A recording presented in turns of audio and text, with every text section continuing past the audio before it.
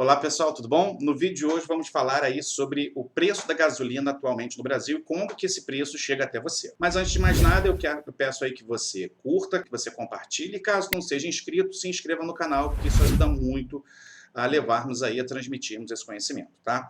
Primeira coisa que a gente tem que entender é que em 1997, o então ex-presidente Fernando Henrique Cardoso assinou um decreto e aí acabou com o monopólio da Petrobras na produção do petróleo. Mas ela ainda hoje é a maior produtora e controla toda a cadeia de refino de petróleo, detendo aí mais de 90% através da sua subsidiária BR Distribuidora, tá?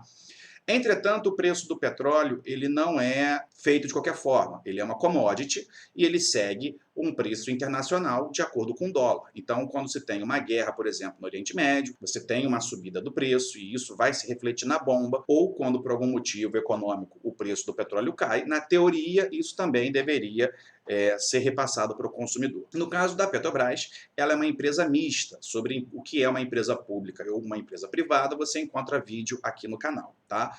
Por ela ser mista, boa parte do seu capital, a maior parte do dono da Petrobras é o próprio governo. Mas eu, assim como você, podemos comprar ações da Petrobras.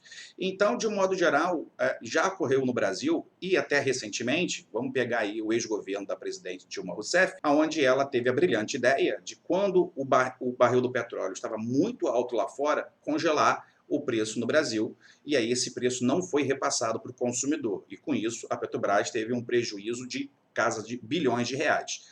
O ex-presidente Michel Temer também fez isso, também tentou congelar o preço através do tributo do CID, que é um tributo federal, a gente já vai falar sobre ele, e recentemente o atual presidente Jair Bolsonaro também já impediu aí um aumento do tributo em relação ao diesel. Mas como é que funciona? De maneira simples e fácil. De modo geral, é assim, a Petrobras vai lá, extrai o petróleo, esse petróleo é levado até a refinaria.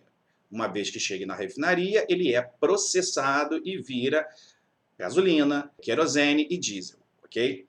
E aí, depois da refinaria, quando ele vai para a distribuidora, ele recebe injetado álcool. E aí vira o que nós chamamos de gasolina comum. Depois que chega na distribuidora, ela vai distribuir para os postos de gasolina. Os postos de gasolina vão comprar esse combustível. E aí você, quando vai encher seu carro, você vai pagar um preço X.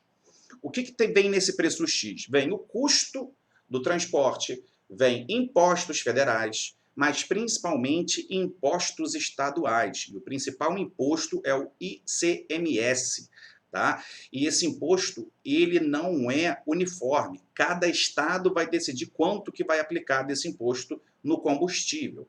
Por isso que você tem uma discrepância muito grande. Alguns estados brasileiros têm uma gasolina mais barata e outros estados têm uma gasolina mais cara. Quando a gente pensa também nessa questão do combustível, lembra que eu falei? Você tem a Petrobras, que vai extrair esse petróleo, vai para a refinaria, geralmente também da Petrobras, depois você vai para a distribuidora, que geralmente é da Petrobras, e depois vai para o posto de gasolina, ok? Então, tem essa cadeia de produção. Todo mundo aqui tem que ter lucro. A Petrobras tem que ter lucro porque gastou, teve investimento ali quando extraiu o petróleo.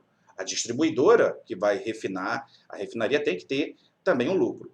A distribuidora vai distribuir para os postos, tem que ter lucro. E o posto de gasolina também tem que ter lucro. E o governo, obviamente, não vai ficar de fora e vai ter o lucro dele também através do imposto. Bruno, como é que a gente pode, então, agora que eu entendi por que é caro a gasolina no Brasil, como é que a gente pode diminuir o preço dela? Existem algumas formas, mas nenhuma delas é mágica e nenhuma delas é 100% garantida. Todas vão ter um lado pró e um lado contra. Exemplo, se o governo decide travar o preço na bomba, dizendo para a Petrobras, olha, você não vai mais aumentar o preço do combustível, a Petrobras vai ter prejuízo. Se ela tem prejuízo, quem é o grande acionário da empresa? Quem é que é o grande detentor do capital da Petrobras? O próprio governo brasileiro. Então, o governo vai ter prejuízo.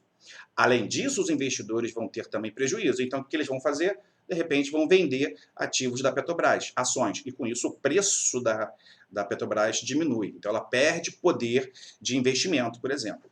Se você deixa na mão do livre mercado, do tipo, olha, a gente não vai controlar o preço, vai oscilar assim, e se for o caso, esse preço vai subir muito, porque é o preço do petróleo e o preço do dólar. E isso gera o quê? Um preço muito grande na bolsa. E aí, como é que você pode fazer para diminuir? Você pode, então, usar essa primeira tática, que é travar o preço por lei, na canetada, pelo poder e imposição do governo, ok?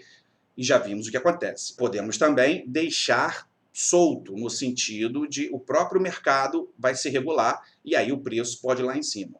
Uma outra forma de baratear, coisa que o Brasil não faz, é investir em oleoduto. Sim, boa parte dos países produtores de petróleo, quando o petróleo ele é extraído, seja do solo ou do mar, e ele vai para a refinaria, ele vai em oleoduto.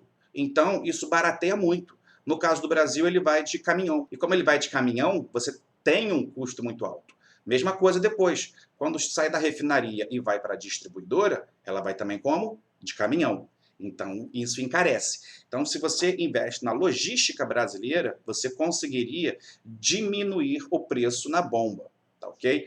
Outra coisa também que se pode fazer é diminuir o preço dos impostos que você tem ali dentro desse preço da gasolina, desse diesel. O governo federal tem a sua porcentagem, mas majoritariamente, quando a gente pensa em imposto, é imposto estadual. E aí, meu amigo, é muito difícil você conseguir, em termos políticos, independente de quem está em Brasília, você ter aí uma paz no território nacional e convencer todos os governadores a diminuírem a incidência de imposto na gasolina. Por quê? Porque boa parte dos estados brasileiros estão quebrados, gastam mais do que arrecadam. Então não tem muita saída, tá? O que você pode fazer é diminuir os impostos e aumentar a questão da logística, através, por exemplo, de oleoduto. Claro, quem é que vai criar esse oleoduto? Não vai ser eu, não vai ser você, talvez a própria Petrobras. Mas, Bruno, você disse no início que a Petrobras não tem monopólio. É, mas na prática quem tem é ela. Ela que define o preço final do combustível, porque ela é a grande extratora, ela que é a grande produtora de petróleo, e ela também é a grande aí refinadora e distribuidora. Entende? Então, infelizmente, não tem mistério. Quando a gente compara o Brasil com outros países, por exemplo, proporcionalmente falando, a nossa gasolina, em comparação com outros países, não é nem tão cara e nem tão barata. Ela está num preço intermediário. O problema é que no Brasil, ainda que esse preço da gasolina, esse preço do combustível seja algo intermediário, outros produtos ou mesmo outros impostos acabam encarecendo demais para o consumidor. Então é isso, não tem mistério, a questão da gasolina é essa, e é dessa forma que o preço chega até você, chega até mim, tá bom? Eu espero que você tenha entendido, que você tenha gostado, não deixe de curtir, não deixe de compartilhar e até a próxima.